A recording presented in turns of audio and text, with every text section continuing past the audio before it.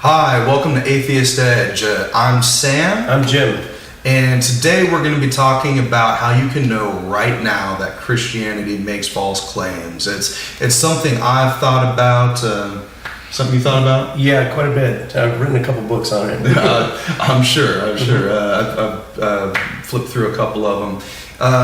Anyway, the reason why I've thought about this particular topic is so many times in conversations with people, it gets off on all sorts of tangents and what have yous. But this is something you can know right now. And it's based on something that Paul said in 1 Corinthians chapter 15. I'm using the NIV translation.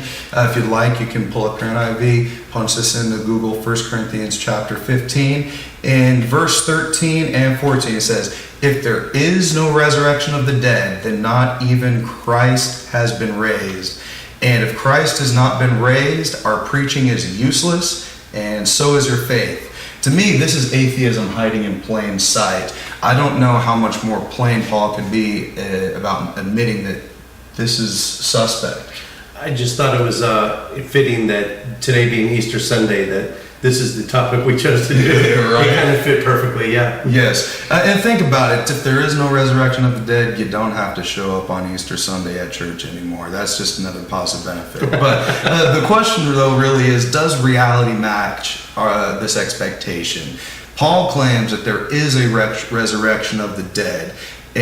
But if there isn't, then not even Christ has been raised. I've never seen anyone raised from the dead. Have you?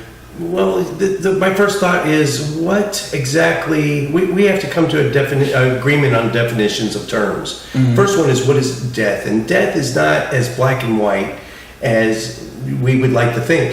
Mm-hmm. You know, the medical definition of death. But based on what we know now, no, I don't think anyone has ever come back from actual death. Right, and especially as not as what is described in the New Testament. Paul references that Jesus' body was resurrected and it came back as a spiritual body. And it talks more about that there in chapter 15, if you'd like to read about that. But basically, nobody's seen anybody raised from the dead. And really, if you take a look, Jesus says in Matthew 17, verse 20, "Truly I tell you, if you have faith as small as a mustard seed, you can say to this mountain, move from here to there, and it will move. Nothing will be impossible for you." Of course, they're speaking metaphorically, but we understand the gist. Yeah, basically, it's saying faith can make the impossible possible. You can move a mountain from here to there. You can raise the dead, so on and so forth. Sorry to beat a dead horse, but again, it really helps to agree on definitions. And I think that first and foremost, we have to agree. I've talked to many theists, and sometimes we are not in agreement on what the word faith means at all. It's important to nail down exactly what you mean by faith. I don't know if you got to it yet, but when we talked about faith without evidence is dead, and evidence without faith is dead. Now, depending on your definition of faith, that can be multiple layers of conversation. There could be. Depending on how you define it, at the very least, Jesus says that if you have it, you can make impossible things happen. Nothing will be impossible for you. In 2,000 years of Christian funerals, it's not been one verified case of anybody being raised from the dead by prayer to God or anything like that. It's funny that miracles were so commonplace back then, and they occurred probably over 90% of the time, or even closer to 100%, in someone's dream, during sleep. Paul's an exception. That occurred during a auditory and visual hallucination during his waking hours. On the road to Damascus. Yeah. Right. But way more commonly, it occurred during someone's sleep in a dream state.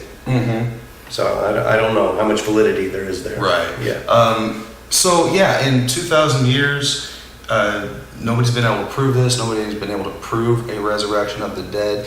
There's some cases to believe that people were hallucinating, that Paul hallucinated the road to Damascus experience, that a lot of people were just seeing visions. It was part of the philosophy of the day. Seizure theory. Yeah. At the very least, what it comes down to is Paul says, if there is no resurrection of the dead, and not even Christ has been raised, faith is useless, and so is the message, and you're still in your sins.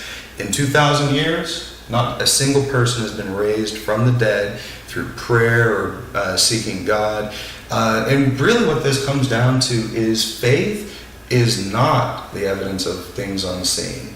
Just because you believe something happened doesn't mean it actually did. And really it's quite amazing how people outside the context of religion realize this. It's so obvious, but as soon as you start talking about religious tenets, all of a sudden all bets are out the window. You got to have faith for it. But on this Easter Sunday, if you've been questioning, if you've been wondering if the stories in the Bible are actually true, if you need to actually invest yourself into this, consider this. There are many people who don't, like me and Jim here. You don't have to believe this stuff. Really, it's just stories that people pretended were true, even 2,000 years ago. And people now, your parents, relatives, pastors, preachers, they're all just pretending it's true. You don't have to pretend anymore. Many people were taken in by Christian lies, and you're not the only one.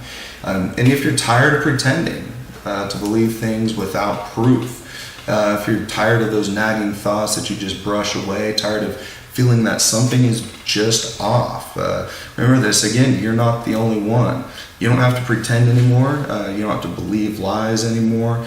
You don't have to throw off your humanity because somebody supposedly died for you. And again, how would somebody dying for you really help you out anyway? It doesn't erase anything bad that you did. And to me, this is an example of theism at its most evil. Gets you sucked in, looking at a martyr God, a God of self-destruction as the example for your life. It's You just gave me about 3 more things to ask you, if you don't mind me jumping in real quick. Okay. Yeah. You said you don't have to believe the lies. Do you think Paul was deliberately deceitful, or do you think he actually believed what he said, what he wrote down? I'm not... Or what was transcribed in his name? I don't have enough information to make a determination, although I have to admit, recently, as I've been reading through, like Corinthians and some other passages in the New Testament of Paul, I've wondered that. I've wondered if maybe he knew he was making it up. Because there's some really manipulative arguments that are used that remind me of like cult type arguments, like something that a controlling cult leader would use. I know this is an ad hoc hypothesis, but if something did happen to him, maybe physically or mentally or a combination of both, and he just put too much weight into it, maybe it was that's a possibility. An actual occurrence that can be explained scientifically, but he threw too much meaning and importance onto it, right. And then it just exploded, starting from a mustard seed. Yeah, I don't know. Yeah, I mean that's very much a real possibility. But again, to answer that question, it's the same criticism that we have of all claims of Christianity in general. Where's the evidence? We've got no brain scans on Paul. He could have been suffering from a mental disorder, but we don't know. We don't have any brain scans. There's a small portion of one of my books. I go in depth about exactly. I go line by line his account of what he saw and heard, and what his followers saw and heard. And not to get off on too much of a tangent, but every one of the symptoms mimics the symptoms of a grand mal seizure. So there's that. A grand mal seizure where you are unconscious, you wake up blind, just like in the New Testament. He woke up blind. Yeah. For 3 days. Right. His sight had to be restored by another person. The temporary paralysis, there's a laundry list of things that happen to him that totally mimic a seizure. I'm not saying that's what happened, it's curious. It's a possibility. Yep. Mm-hmm. Well, at the very least, just wrapping it up, how you can know right now Christianity makes false claims. Paul claims that there is a resurrection of the dead and that Jesus was risen from the dead. In 2,000 years of Christian funerals, we've not seen anybody raised from the dead, despite Jesus saying that if you have the faith of a mustard seed, you can do it. That means preachers, teachers, theologians, saints, martyrs, apostles, disciples. None of these people have been able to raise anybody from the dead, no matter how you define it. And we don't have any evidence for it. Again, thank you so much for joining us on Atheist Edge. I'm Sam. I'm Jim. And have a wonderful Sunday. Cheers.